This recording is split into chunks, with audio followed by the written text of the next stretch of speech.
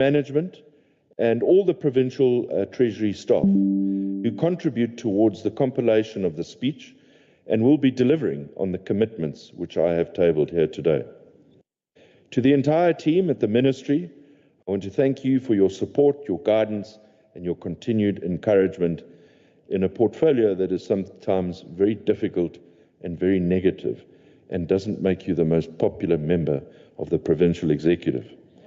To members of this House, the Provincial Executive, you don't get into the Provincial Executive with an MBA. To members of this House, the Premier and the members of the Provincial Executive Council, and to members of the Legislature, the Financial and the Finance Committee, under the capable steer of Honourable Tlungwana, and of course to my political home, the Democratic Alliance. I want to thank you all personally for your unwavering support, your guidance thus far. It is my privilege now, Madam Chair, for your input.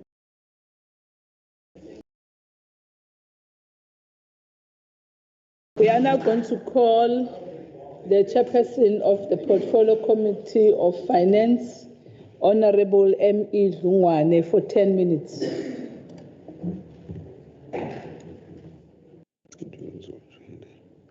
Thank you so much, Madam Chair. Of course, the Honourable MEC for Finance, Honourable members, Honourable, of course, in absentia, the leadership of the Legislature, the members of the Portfolio Committee for Finance in KwaZulu-Natal, as well as the team from the Provincial Treasury that has always been there to support us. The core mandate of the Finance Portfolio Committee is to conduct oversight primarily for Vote 6, Provincial Treasury, but also transversally on all departments over the financial performance for all of the provincial government departments and entities, scrutinizing the budget for Provincial Treasury and making recommendations thereon as part of this Finance Portfolio Committee's mandate. The committee met, Madam Chair, on the 27th of March to consider the 25-26 Annual Performance Plan and Budget Allocation for Vote 6 Provincial Treasury. In terms of Program 1, Administration is allocated 228,693,000. Program 2, Sustainable Resource Management is allocated 53,270,000. Program 3, Financial Governance is allocated 249,176,000. Program 4, Internal Audit is allocated 112,715,000. Program 5, Municipal Finance Management is allocated 74,336,000.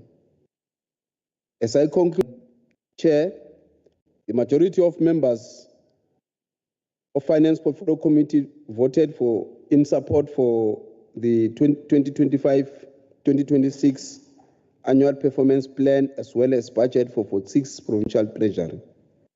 Out of the Finance Portfolio Committee for their cooperation and for availing themselves to present their budget as well as the APP for 2025-26 financial year to our Portfolio Committee. The committee recommends that the House vote in support for 2025-26 budget allocation for Provincial Treasury, which is totaling to 710,910,000. I thank you so much. Thank you, Honourable Tlungwana. That was the chairperson of the Portfolio Committee. May I then move to the first speaker, in the list that is Honorable Machero Pasiela.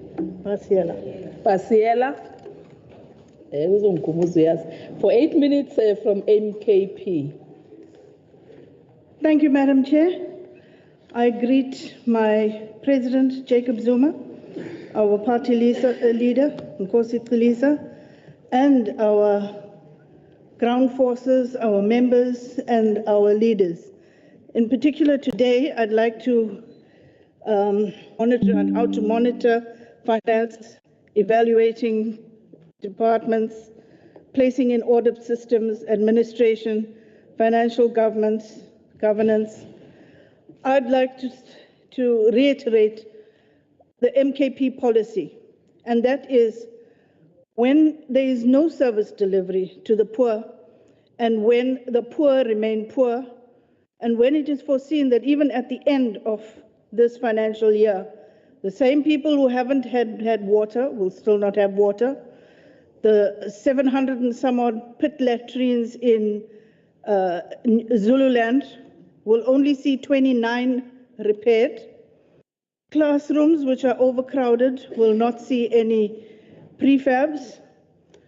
I want to reiterate, there you have no difficulties in ensuring that budgets will get to the roads and that if there are potholes, it's attended to very quickly. There's no human waste running down the roads. There's no overcrowding, but our areas, the areas where our people live in, remain the same. 30 years later, people who were given RDP houses in the year 2008 remain in those houses, except by now the family has increased. There's no more mom and dad. It's mom, dad, son, daughter, son-in-law,